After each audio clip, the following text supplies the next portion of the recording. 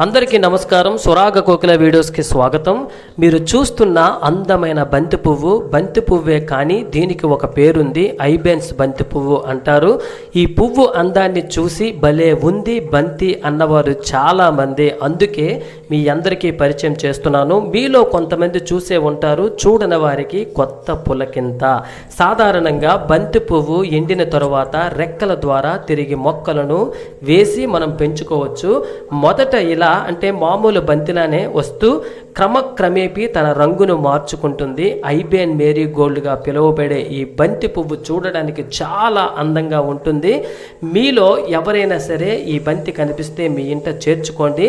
చలికాలంలో బంతి మొక్కలు పెరటికి మిద్దికి చక్కని అందాన్ని తీసుకువస్తాయి. ఈ బంతి మొక్క మీకు కనిపిస్తే మీ ఇంట చేర్చుకోండి.